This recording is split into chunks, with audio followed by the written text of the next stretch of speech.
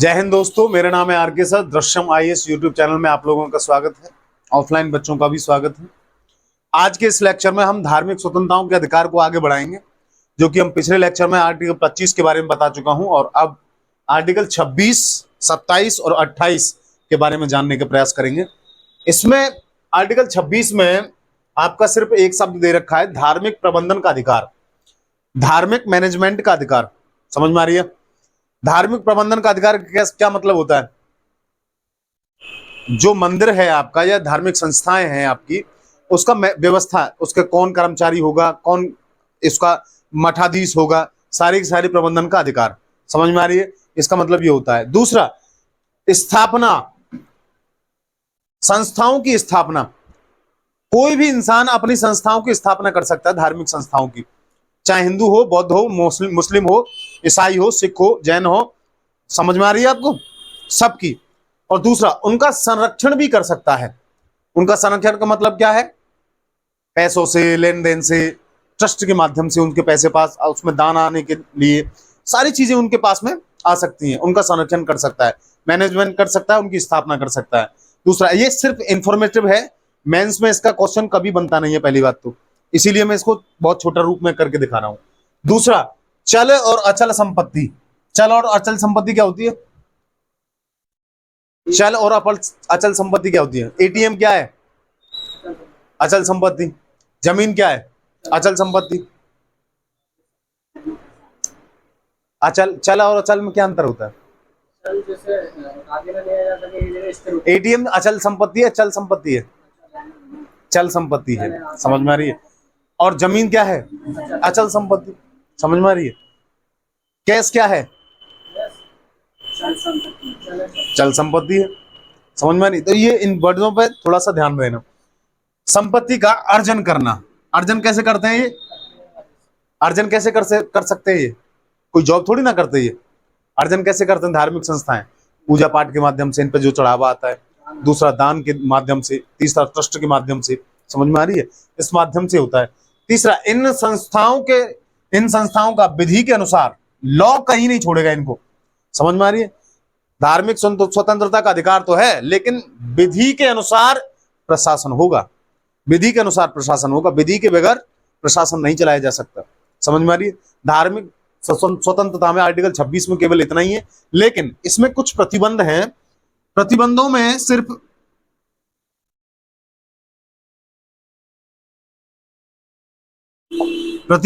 सिर्फ 3 चीजें हैं। पहला, लोक व्यवस्था, पब्लिक ऑर्डर। दूसरा, सदाचार या नैतिकता।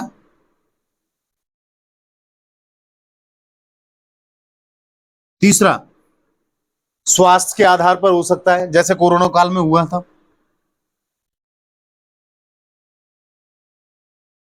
समझ में आ रही है आपको? ये यहां तक है। देखिए, ये आर्टिकल जो है, आर्टिकल 25 जो है वो व्यक्तियों के लिए है, हमेशा ध्यान रखना। ये संस्थाओं को दिया गया आर्टिकल है। आर्टिकल 26 किसको है? संस्थाओं को दिया गया। देखिए, आर्टिकल 27 में सिर्फ 2 बातें लिखी गई हैं। इसके बारे में लिखा गया है कि राज्य के द्वारा किसी भी धर्म विशेष के उत्थान के लिए जो अंडरलाइन शब्द किए गए हैं वो सबसे ज्यादा महत्वपूर्ण है। किसी राज्य के द्वारा कर आरोपित नहीं किया जाएगा। किसी भी धर्म विशेष के लिए राज्य के द्वारा कर आरोपित नहीं किया जाएगा, ना उत्थान किया जाएगा किसी भी धर्म के लिए। अभी हाल फिलहाल में बीजेपी की सरकार है, लेकिन बीजेपी की सरकार तो कर रही है ना कुछ, लेकिन इनडायरेक्टली, डायरेक्टली नहीं। राम मंदिर का मुद्दा चल रहा है, राम मंदिर चल रहा है, बनने में अभी आ रहा है, 24-25 के आसपास में बन जाएगा। उसके लिए टैक्स लगाया किसी ने? राज्य सरकार ने लगाया हो, केंद्र सरकार ने लगाया हो? नहीं लगाया ना। सारे मंदिर बना, उसके लिए पैसा तो आया। हाँ, पैसा आ रहा है, वो ट्रस्ट के माध्यम से आता है, ट्रस्ट बना देते हैं, ट्रस्ट के माध्यम से आता है। कुछ लोग दान दे देते हैं, पूरा देश दान दे रहा है। जो हिंदू धर्म के मानने वाले लोग हैं वो अपने अपने पैसा दे रहा है। लेकिन आर्टिकल 27 सिर्फ मना करता है कि राज्य के द्वारा नहीं होगा। राज्य किसी धर्म विशेष के ऊपर, एक कोई मस्जिद टूटी हुई है या मंदिर टूटा हुआ है, उसके बनवाने के लिए किसी पर कर आरोपित नहीं कर सकता, कर नहीं लगाया जा सकता। समझ में आ रही है? यहां तक है। आर्टिकल 27 इतना ही है। अभी देखते हैं 28। देखिए आर्टिकल 28 के बारे में हम जान लेते हैं थोड़ा सा। ये कहता है शैक्षिक संस्थाओं में धार्मिक शिक्षा नहीं दी जाएगी। शैक्षिक संस्था जो एजुकेशनल जितने भी कॉलेज वगैरह हैं, स्कूल्स हैं, जितने भी सारी चीजें हैं, उनमें धार्मिक शिक्षा नहीं दी जाएगी। लेकिन कौन कौन से में दी जाएगी? Holi maintained by law by state, यानी कि राज्य के द्वारा पूर्णतः संचालित किसी प्रकार की धार्मिक शिक्षा उसमें नहीं दी जा सकती। अगर पूर्णतः राज्य के द्वारा वित्त संचालित है, गवर्नमेंट स्कूल है या गवर्नमेंट कॉलेज है, उसमें धार्मिक शिक्षा नहीं दी जाएगी। समझ में आ रही है? उसमें धार्मिक शिक्षा नहीं दी जाएगी। लेकिन ट्रस्ट के द्वारा, दूसरा पॉइंट कहता है इसका, ट्रस्ट के द्वारा, अगर कोई भी ट्रस्ट है, बहुत सारे ट्रस्ट चलते हैं तुम्हारे, ट्रस्ट के द्वारा इस संस्थाओं में धार्मिक शिक्षा दी जा सकती है, जैसे कि डीएवी, दयानंद एग्लो वैदिक, बाल शिशु मंदिर, विद्यापीठ मंदिर। समझ में आ रही है? लेकिन इनमें नहीं दी जाएगी, जैसे सीबीएसई बोर्ड, यूजीसी वाले। यूजीसी वाले कौन से होते हैं? जैसे बीए एमए वाले बड़े बड़े यूनिवर्सिटियां होती हैं, यूजीसी चला रही है इनको, इनमें धार्मिक शिक्षा नहीं दी जाएगी। हाँ, बशर्ते एक चीज हो सकती है इसमें, इस वाले पार्ट में जो पूर्णतः राज्य संचालित जो है, इसमें एक चीज हो सकती है कि आप रिसर्च के लिए किसी भी धार्मिक शिक्षा को ग्रहण कर सकते हैं। रिसर्च के आधार पर, केवल जैसे बौद्ध धर्म के बारे में पढ़ाया जा रहा है, रिसर्च के आधार पर हो सकता है। हिंदुइज्म के बारे में पढ़ाया जा रहा है तो रिसर्च के आधार पर, मुस्लिम के बारे में पढ़ाया जा रहा है तो रिसर्च के आधार पर। समझ में आ रही है? इसमें हो सकता है, लेकिन रिसर्च के आधार पर इनमें दी जा सकती है। डीएवी, बाल शिशु मंदिर, और इनमें ट्रस्ट के द्वारा कोई भी हो, इसमें दी जा सकती है। दूसरा, राज्य के द्वारा मान्यता प्राप्त। राज्य के द्वारा मान्यता प्राप्त तो तीनों है, राज्य के द्वारा मान्यता प्राप्त तो तीनों है, लेकिन राज्य के द्वारा मान्यता प्राप्त ये छोटे स्कूल होते हैं, संस्थाओं में धार्मिक शिक्षा दी जा सकती है बशर्ते छात्रों की सहमति के द्वारा। छात्रों की सहमति होगी तो ही उसमें, छात्रों की सहमति कहाँ लेते हैं आजकल के स्कूल, है ना, अपनी चलाते हैं, कोई नहीं मानता है। दूसरा, इतनी छोटी छोटी बातें लिख दी है संविधान में, हमारे भारतीय संविधान में बनाने वालों ने, अगर माइनर है, 18 साल से नीचे है बच्चा, तो उसके पेरेंट्स से पूछ करके उसकी धार्मिक शिक्षा दी जाएगी। आर्टिकल 28 इतना ही है। और निष्कर्ष लिख लीजिए इसका। निष्कर्ष तो होगा ही ना इसका, तीनों चीजों का एक निष्कर्ष लिखिए। निष्कर्ष, भारतीय संविधान के अनेक प्रावधानों में, भारतीय संविधान के अनेक प्रावधानों में पंथ निरपेक्ष राज्य के प्रभावी विशेषताएं विद्यमान हैं। पंथ निरपेक्ष